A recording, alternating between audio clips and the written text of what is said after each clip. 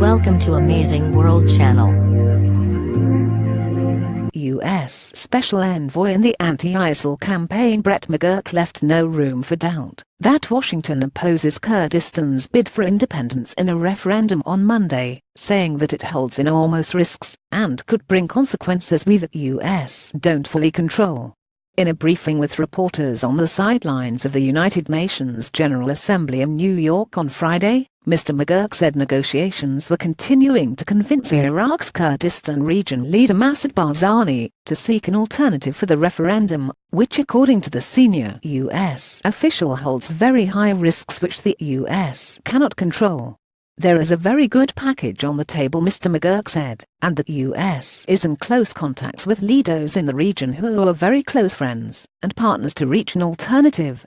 Asked by The National on what are the consequences if such a referendum were to take place, Mr. McGurk reiterated that there may be ramifications that we don't fully control. In speaking about this issue, the U.S. envoy twice referenced Donald Trump's meeting with his Turkish counterpart Recep Tayyip Erdogan, a strong opponent of the referendum. Despite U.S. concerns about the Barzani plan, Mr. McGurk offered an optimistic outlook on the fight against ISIL following a meeting for the Global Coalition in New York, headed by U.S. Secretary of State Rex Tillerson and attended by 24 member states.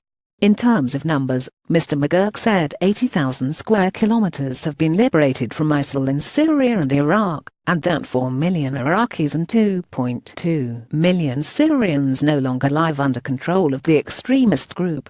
One-third of that territory has been liberated since Mr. Trump took office in January. After the liberation of Mosul, Mr. McGurk said the U.S. and the coalition see an end in sight in Raqqa, ISIL's last stronghold. We have to focus on getting ISIL out of Raqqa. In the last 3 neighborhoods, as soon as military phase concluded, we have 100 sites for demining identified, he said. The U.S. envoy sounded optimistic on the diplomatic front, and in speaking about the improvement in relations between Saudi Arabia and Iraq. It's a sea change, Mr. McGurk said, echoing comments from Saudi Foreign Minister Adel Jubeir and his Iraqi counterpart Ibrahim al-Jafari in the meeting on rapprochement between Riyadh and Baghdad. A lot of work to get to this point. They already opened one border crossing and close to opening another one, and are operating direct flights, he said. Economically, the Saudi-Iraqi foreign relations opens a commerce route into heart of the Red Sea. We are encouraged by it, said the envoy, as well as its impact on Anbar province, and in addition to $1 billion commerce route from Oman to Baghdad that recently opened. We are ensuring the route remains opened, he said.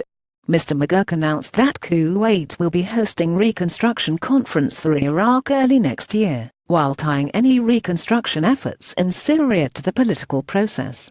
The U.S. envoy voiced a high level of confidence in the Syrian Democratic Forces, saying areas taken from ISIL in Syria will remain in local control, and that the population prefers SDF to Assad forces. He emphasized that talks with Russia involved a confliction in these areas, and that both sides want to avoid accidents.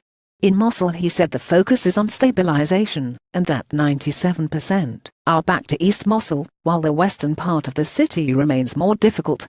Mr. McGurk saw better odds for stability in the anti-ISIL fight because of the new diplomatic arrangements in the region, and the military advances on the ground.